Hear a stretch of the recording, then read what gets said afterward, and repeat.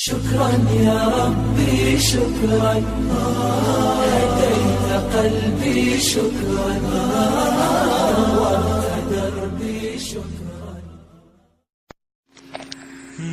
زنی بود که ستر عورت میکرد اما نماز نمیخواند.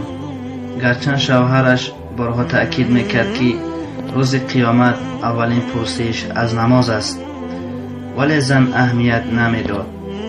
اگر شوهر جمع کند از ترس شوهر نماز میخواند، اما وقتی که در خانه شوهر نمی بود پروای نماز را هم نداشت.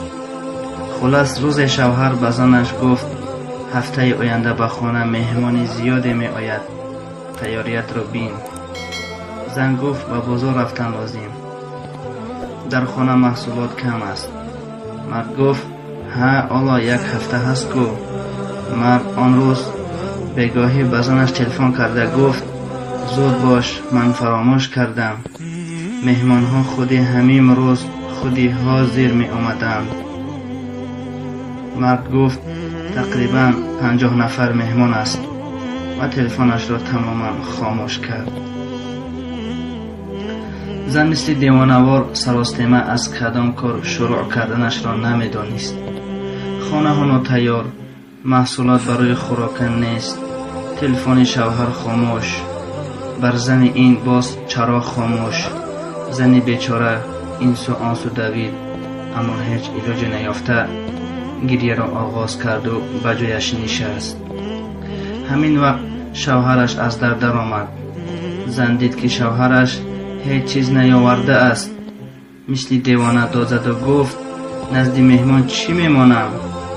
مرد باشد تبسم کرده گفت ای زن اینجا بیا و مرا گوش کن. من به تو درس دادنی شدم. وقتی یک باره مهمان می آید گفتم تیاری دیدی، اما روز عزرائیل ناگهان می آید چی کار خواهی کرد؟ از خراجات نکردنم به تهلکه افتیدی، اما برای آخرت خودت توشه نساختی.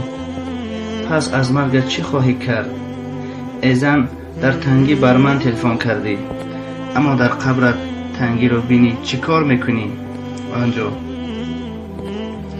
به نمازان یار یاوری ندارن. به یک دمی که چراغ خاموش شد نفست گرفت. فردا در قبر تاریک چی خواهی کرد؟ من در عمرت با تویم، اما پس از مرگت تنهایی. ای زن یگان گونه مهمان حاضر نمی شود. من خواستم برای تو درسی عبرت دهم، چراغ را هم من از حساب کنه خاموش کردم. زن این را شنیده اول در جایش شق شد، سپس دراز فکر کرد و خوب گریست و توبه کنان سر جای نماز برآمد. برادران و خواهران عزیز، این خیلن مردم که گفته خداوند را از اعماق دل اجرا می کنند.